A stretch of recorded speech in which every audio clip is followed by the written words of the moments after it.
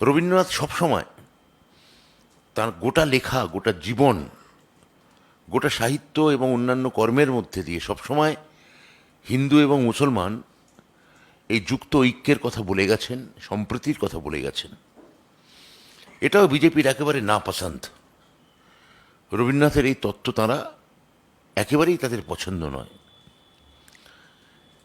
কেননা আমাদের এই উপমহাদেশে হিন্দু মুসলমান ঐক্য বিজেপির রাজনৈতিক ধারণা বা রাজনৈতিক চিন্তার পরিপন্থী, অথচ রবীন্দ্রনাথ তার গোটা জীবনে এটাই তিনি বলতে বলতে গেছেন। তৃতীয়ত, আসলে যেটা বিজেপির মূল কারণ, যে ভারতের স্বাধীনতা সংগ্রামে যারা ভারতের জাতীয় কংগ্রেস নামক দলের যারা আদি পুরুষ, ধরা যাক মহাত্মা গান্ধী বা শ্রী জওহরলাল নেহেরু, ভারতের প্রথম প্রধানমন্ত্রী, বা শ্রী সুভাষচন্দ্র বসু, তাঁরা রবীন্দ্রনাথকে বিশেষভাবে শ্রদ্ধা করতেন।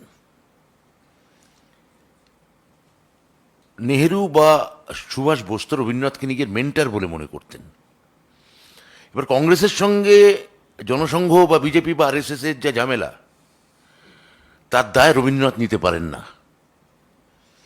নেহেরু বা সুভাষচন্দ্র বা গান্ধী কাকে শ্রদ্ধা করবেন, সেই কারণে রবীন্দ্রনাথের ওপর চটে থাকা, রবীন্দ্রনাথকে সম্পর্কে খারাপ কথা বলা, যেটা কন্নড় কালকে বিশ্বেশ্বর হেগড়ে কাগেরি সাংসদ যে মন্তব্য করেছেন, এটা একটা ভয়ঙ্কর ব্যাপার।